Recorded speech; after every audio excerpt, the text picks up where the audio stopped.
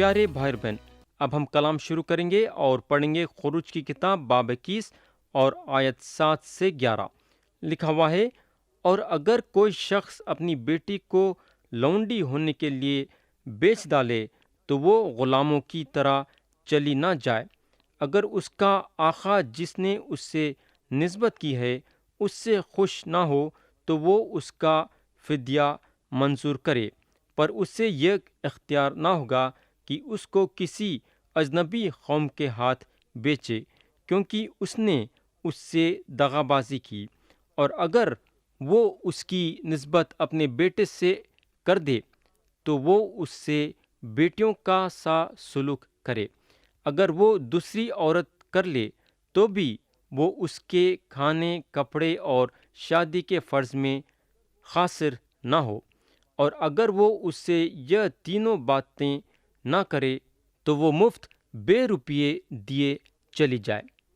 میرے دوست، اگر یہ آیتوں میں دیکھیں گے تو خدا کتنے طور طریقے بتایا ہے، یعنی کہ مصر سے نکلنے کے بعد بھی خدا اسرائیلیوں کو نہیں چھوڑ دیا، بلکہ ان کے بہتری کے لیے کام کر رہا تھا۔ مصر میں گندگی تھی اور خدا نہیں چاہتا تھا کہ اسرائیلیاں یہ گندی میں جیے۔ خدا اسرائیلیوں کو پاک صاف کرنا چاہتا تھا۔ آیت 12 میں لکھا ہوا ہے، اگر کوئی کسی آدمی کو ایسا مارے کہ وہ مر جائے تو وہ خطائے جان سے مارا جائے۔ یہ جو آیت ہے وہ سزا کے بارے میں بتاتی ہے۔ تھوڑے لوگ یہ یقین کرتے ہیں کہ جب خدا کا کلام یہ بتاتا ہے تو خون نہ کرنا، تو اس کا مطلب یہ ہے کہ حکومت کا بھی کوئی فرض نہیں ہوتا کہ ایک قاتل کی جان لیے، مگر اسرائیلیاں ایک خونی کو موت کی سزا دیتے تھے کیونکہ یہ خدا کا حکم تھا۔ اگر ایک خونی کو قتل کی سزا نہیں دیتے تو وہ خونی ہر ایک کو قتل کرنے پہ تلا ہوا رہتا تھا، جس کو چاہے اس کو قتل کر دیتا تھا۔ اس لیے خدا خونیوں کے لیے یہ سزا نکالا تاکہ اسرائیلیوں میں امن اور چین قائم رہے۔ اگر ایک خونی کو موت کی سزا دی جاتی تھی تو دوسرا یہ سن کے اپنے آپ کو روکتا تھا تاکہ موت کے سزا سے بچے۔ میرے دوست، خدا اسرائیلیوں کے درمیان امن اور چین قائم کرنا چاہتا تھا۔ خدا چاہتا تھا کہ اسرائیلیاں سکون سے جئیں۔ آیت 13 میں لکھا ہوا ہے، پر اگر وہ شخص گھاٹ لگا کر نہ بیٹھا ہو بلکہ خدا ہی نے اسے اس کے حوالے کر دیا ہو تو میں ایسے حال میں ایک جگہ بتا دوں گا جہاں وہ بھاگ جائے۔ پیارے بھائی بہن، اسرائیلی زمین پہ 6 پناہ کے شہر قائم کیے گئے۔ یہ شہر الگ الگ جگہوں پہ تھے۔ یہ ایک ایسے جگہوں پہ تھے جہاں وہ آدمی کو آسان پڑے شہر میں داخل ہونے کے لیے، جو آدمی ہونا بول کے کسی کو قتل نہیں کرا ہے بلکہ اس سے حادثہ ہوا ہے۔ یہ آدمی اس شہر میں رہ سکتا تھا جب تک کہ اس کا فیصلہ نہیں ہو جاتا تھا۔ یہ پناہ کے شہر کے بارے میں ہم بعد میں تفصیل سے بات کریں گے۔ آیت 14 میں لکھا ہوا ہے، اور اگر کوئی دیداؤ دانستہ اپنے ہمسائے پر چڑھ آئے تاکہ اس سے مکر سے مار ڈالے تو اسے میری خربنگاہ سے جدا کر دینا تاکہ وہ مارا جائے۔ میرے دوست، اگر ایک آدمی یہ سوچ لیا سمجھو کہ انہیں فلانے آدمی کا خون کریں گا اور کرتا ہے تو اس کو قتل کی سزا ہے، مگر ایسا بھی ہوتا ہے کہ آدمی جان بوجھ کے نہیں کرے گا مگر غلطی سے یعنی کہ حادثے سے اس کے ہاتھ سے کسی کی موت ہو جاتی ہے تو وہ آدمی کو خونی نہیں بول سکتے، اور خدا کا کلام ایسے آدمی کے لیے بتایا گیا ہے کہ یہ آدمی مارا نہ جائے۔ آیت 15 میں لکھا ہوا ہے، اور جو کوئی اپنے باپ یا اپنی ماں کو مارے وہ خطائے جان سے مارا جائے۔ یہ حکم خدا گھر کے حفاظت کے لیے دیا ہے۔ آیت 16 میں لکھا ہوا ہے، اور جو کوئی کسی آدمی کو چھڑائے، خواہ وہ اس سے بیچ ڈالے خواہ وہ اس کے ہاں ملے، وہ خطائے مار ڈالا جائے۔ خدا کی مرضی نہیں ہے کہ کوئی بھی غلام بنے، بلکہ خدا غلامی کو قبول نہیں کرتا ہے۔ وہ دنوں میں غلام رکھنا ایک رواج تھا، مگر خدا یہ چیز کے بارے میں بھی سوچا۔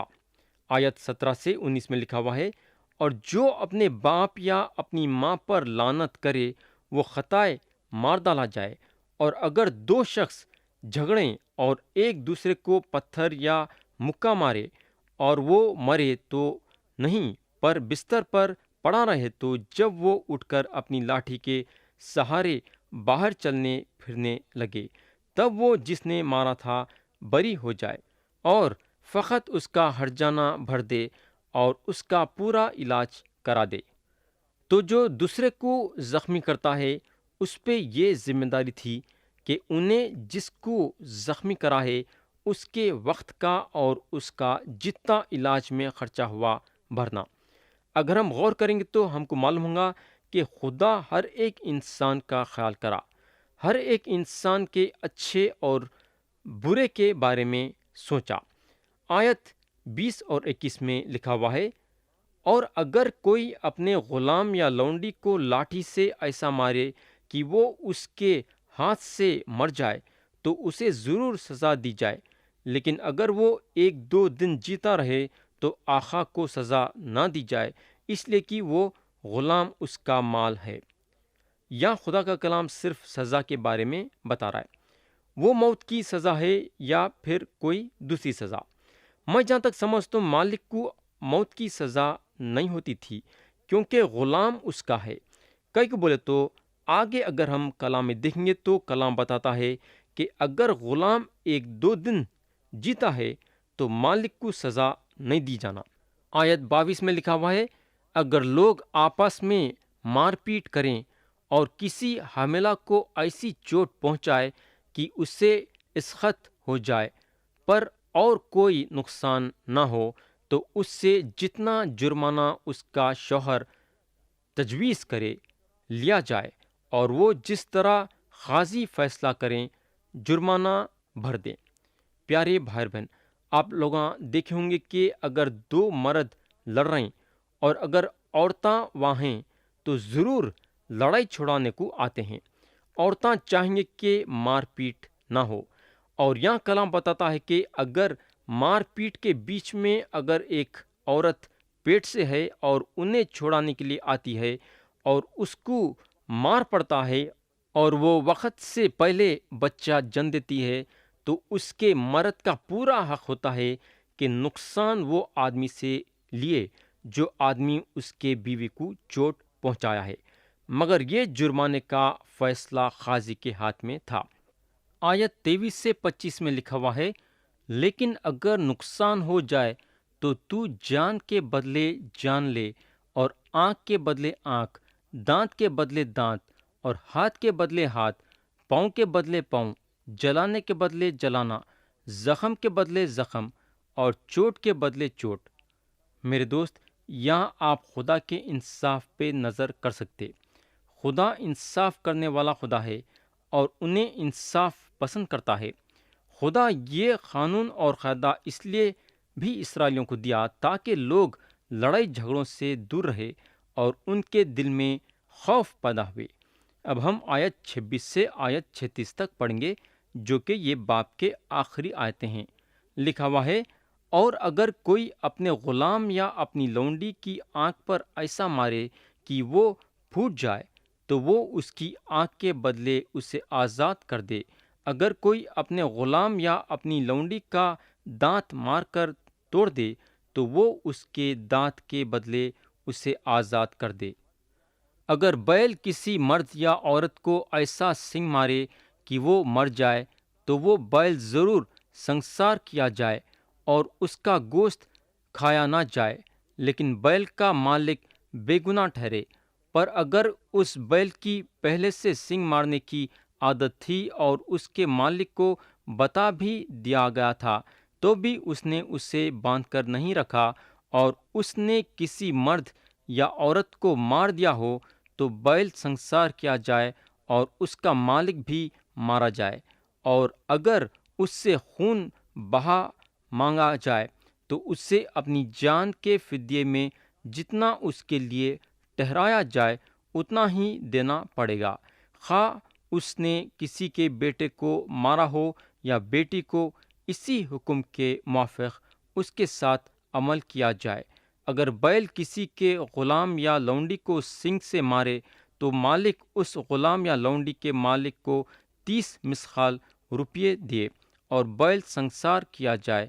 اور اگر کوئی آدمی گڑھا کھولے یا کھودے اور اس کا منہ نہ ڈھانپے اور کوئی بیل یا گدھا اس میں گر جائے تو گڑھے کا مالک اس کا نقصان بھر دے اور ان کے مالک کو قیمت دے اور مرے ہوئے جانور کو خود لے لے۔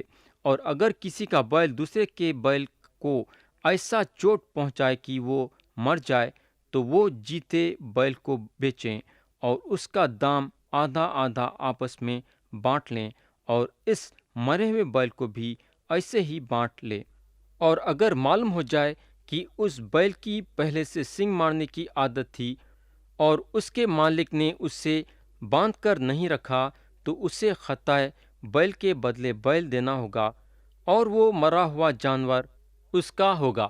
تو پیارے بھائی اور بہن، خدا یہ سارے قانون اور قاعدے اسرائیلیوں کو اس لیے دیا تاکہ ان لوگاں اپنے زندگی کو بدلائے اور ایک پاک اور بے عیب زندگی گزارے۔ خدا چاہتا تھا کہ اسرائیلیاں مل جل کے محبت کے ساتھ رہنا۔ آگے ہم خدا کے دیے ہوئے اور بھی قانون اور قاعدوں کو دیکھیں گے۔ تو یہاں ختم ہوا باب 21 اور ہم دیکھیں گے باب 22 اور پڑھیں گے آیت 1۔ لکھا ہوا ہے، اگر کوئی آدمی بیل یا بھیڑ چرا لے اور اس سے ذبح کر دے یا بیچ ڈالے تو وہ ایک بیل کے بدلے 5 بیل اور ایک بھیڑ کے بدلے 4 بھیڑیں بھرے۔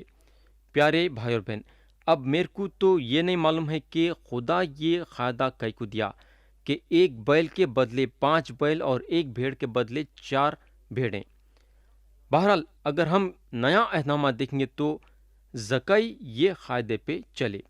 لوقا کی انجیل باب 19 اور آیت 8 بتاتی ہے، جہاں لکھا ہوا ہے، اور زکئی نے کھڑے ہو کر خداوند سے کہا، اے خداوند دیکھ، میں اپنا آدھا مال غریبوں کو دیتا ہوں، اور اگر کسی کا کچھ ناحق لے لیا ہے تو اس کو چگنا ادا کروں گا۔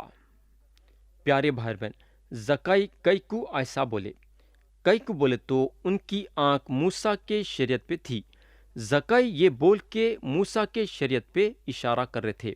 آج کا ہمارا قانون اور قاعدہ یہ بتاتا ہے کہ اگر ہم کسی کا نقصان کرتے ہیں تو وہ نقصان ہم بھرنا۔ اگر نقصان 1000 روپیوں کا ہوا ہے تو 1000 روپیے بھرنا۔ مگر خدا کا جو قاعدہ ہے نقصان بھرنے کا، وہ چوگنا ہے۔ اگر 1000 روپیوں کا نقصان کرے ہیں تو 4000 بھرنا۔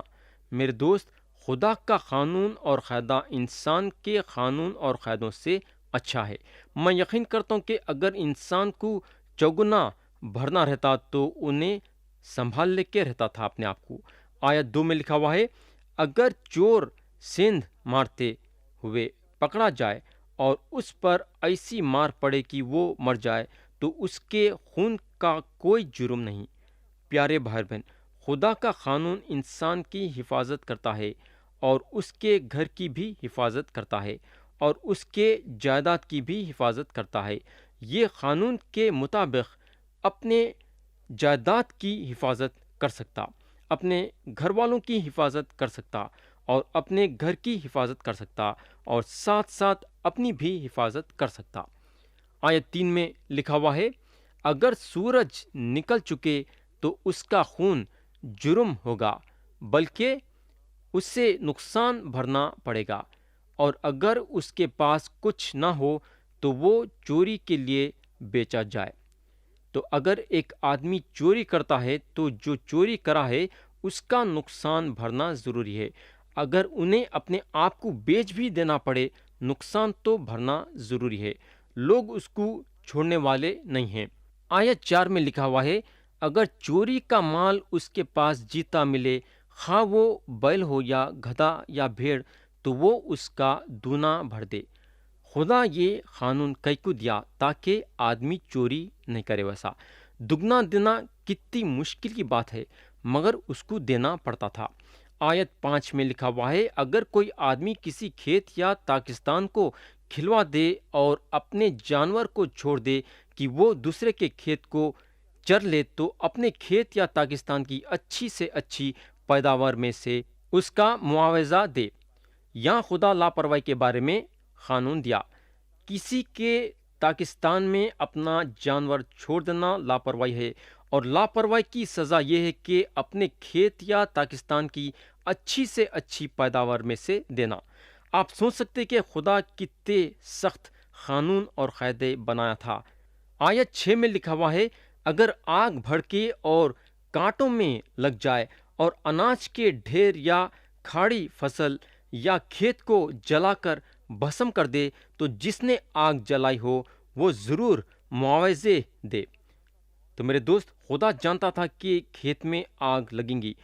خدا جانتا تھا کہ کوئی کھیت کو آگ لگائے گا، یعنی کہ اسرائیلیاں اپنے وعدے کے زمین پہ آئے بھی نہیں تھے۔ خدا یہ سارے قانون اور قاعدے دے دیا۔ اب ہم آیت 7 سے 15 پڑھیں گے۔ لکھا ہوا ہے، اگر کوئی اپنے ہمسائے کو نخت یا جنس رکھنے کو دے اور وہ اس شخص کے گھر سے چوری ہو جائے، تو اگر وہ چور پکڑا جائے تو دونا اسی کو بھرنا پڑے گا، پر اگر چور پکڑا نہ جائے تو اس گھر کا مالک خدا کے آگے لایا جائے، تاکہ معلوم ہو جائے کہ اس نے اپنے ہمسائے کے مال کو ہاتھ نہیں لگایا۔ ہر قسم کی خیانت کے معاملے میں، خواہ بیل کا، خواہ گدھے یا بھیڑ یا کپڑے یا کسی اور کھوئی ہوئی چیز کا ہو، جس کی نسبت کوئی بول اٹھا کہ وہ چیز یہ ہے، تو فریقین کا مقدمہ خدا کے حضور لایا جائے، اور جسے خدا مجرم ٹھہرائے وہ اپنے ہمسائے کو دونا بھر دے۔ اگر کوئی اپنے ہمسائے کے پاس گدھا یا بیل یا بھیڑ یا کوئی اور جانور امانت رکھے اور وہ بغیر کسی کے دیکھے مر جائے یا چوٹ کھائے یا ہکا دیا جائے، تو ان دونوں کے درمیان خداوند کی قسم ہو کہ اس نے اپنے ہمسائے کے مال کو ہاتھ نہیں لگایا، اور مالک اسے سچ مانے اور دوسرا اس کا معاوضہ نہ دے، پر اگر وہ اس کے پاس سے چوری ہو جائے تو وہ اس کے مالک کو معاوضہ دے، اور اگر اس کو کسی درندے نے پھاڑ ڈالا ہو تو وہ اس کو گواہی کے طور پر پیش کر دے اور پھاڑے ہوئے کا نقصان نہ بھرے۔ اگر کوئی شخص اپنے ہمسائے سے کوئی جانور عریت لے اور وہ زخمی ہو جائے یا مر جائے اور مالک وہاں موجود نہ ہو، تو وہ ضرور اس کا معاوضہ دے، پر اگر مالک ساتھ ہو تو اس کا نقصان نہ بھرے، اور اگر کرایہ کی ہوئی چیز ہو تو اس کا نقصان اس کے کرایہ میں آ گیا۔ تو یہاں اگر ہم دیکھیں گے تو خدا کے قانون اور قاعدے نقد یا جنس رکھنے کے بارے میں بتاتا ہے۔ گدھا یا بیل یا بھیڑ یا کوئی اور جانور رکھنے کے بارے میں بتاتا ہے، وغیرہ وغیرہ۔ خدا جو ہے اسرائیلیوں کے زندگی کے ایک ایک حصے میں قانون اور قاعدے لگا۔ آیت 16 میں لکھا ہوا ہے، اگر کوئی آدمی کسی کنواری کو جس کی نسبت نہ ہوئی ہو پھسلا کر اس سے مباشرت کرے، تو وہ ضرور ہی اسے مہر دے کر اس سے بیاہ کرے۔ میرے دوست، دوسرے الفاظوں میں، اگر ایک آدمی زبردستی کر کے ایک لڑکی کی عزت لوٹتا ہے تو اس کو شادی کرنا ضروری ہو جاتا۔ وہ لڑکی جس کی انہیں عزت لوٹا ہے اس سے شادی کرنا ضروری ہو جاتا تھا، مگر ہمارے زمانے میں دیکھیں گے تو تصویر بالکل الگ ہے۔ آیت 17 میں لکھا ہوا ہے، لیکن اگر اس کا باپ ہرگز راضی نہ ہو کہ اس لڑکی کو اسے دے، تو وہ کنواریوں کے مہر کے موافق اسے نقدی دے۔ تو اگر لڑکی کا باپ راضی نہیں ہے اپنی لڑکی کو وہ آدمی سے شادی کرانے کے لیے جو عزت لوٹا ہے، تو آدمی کو جرمانہ دینا پڑتا تھا جو کام انہیں کرا ہے۔ آیت 18 میں لکھا ہوا ہے، تو جادوگرنی کو جینے نہ دینا۔ میرے دوست، آج اگر ہم دیکھیں گے تو ہم کو معلوم ہوگا کہ لوگ کتنا جادوگروں کے پاس جا رہے ہیں۔ جادوگروں کے پاس جانا شیطان کی عبادت کرنے کے برابر ہے، بلکہ میں تو بولوں گا کہ شیطان کی عبادت کر رہے ہیں۔ جادوگروں کے بارے میں ہم آگے چل کے تفصیل سے غور کریں گے۔ آیت 19 میں لکھا ہوا ہے، جو کوئی کسی جانور سے مباشرت کرے وہ خطائے جان سے مارا جائے۔ خدا جانتا تھا کہ لوگ جانوروں کے پاس بھی جائیں گے اپنی جسمانی رغبت کو پوری کرنے کے لیے، اس لیے اس کی سزا بھی بتایا۔ پیارے بھائی بہن، کیا آپ سوچ سکتے کیا کہ انسان جانور کے پاس اپنی جسمانی رغبت پوری کرنے کے لیے جائیں گا؟ یہ سچ ہے، انسان جانوروں کی بھی خواہش کر رہا ہے۔ آپ سوچ سکتے کہ گناہ دنیا میں کتنا بڑھ جا رہا ہے۔ آیت 20 میں لکھا ہوا ہے، جو کوئی واحد خداوند کو چھوڑ کر کسی اور معبود کے آگے قربانی چڑھائے وہ بالکل نابود کر دیا جائے۔ اگر ہم جا کے دوسرے خداؤں کی عبادت کریں گے جو کہ خدا نہیں ہیں، خدا نہیں سہ سکتا یہ بات۔ خدا چاہتا ہے کہ ہم صرف اس کی عبادت کرنا۔ پیارے بھائی بہن، اگر آپ کو کینسر ہے، آپ کیا کرنا چاہیں گے؟ وہ کینسر سے چھٹکارا پانا چاہیں گے۔ دوسرے خداؤں کی عبادت کرنا خدا کے نظروں میں کینسر ہے اور انہیں ضرور آپ سے چھٹکارا پائیں گا۔ بولنے کا مطلب یہ ہے کہ انہیں آپ کو جو ہے اس کے صحبت سے ہٹا دیں گا۔ خدا ہم سب کو آج کے کلام کے ذریعے سے برکت دے۔ یسوع مسیح کے نام سے آمین۔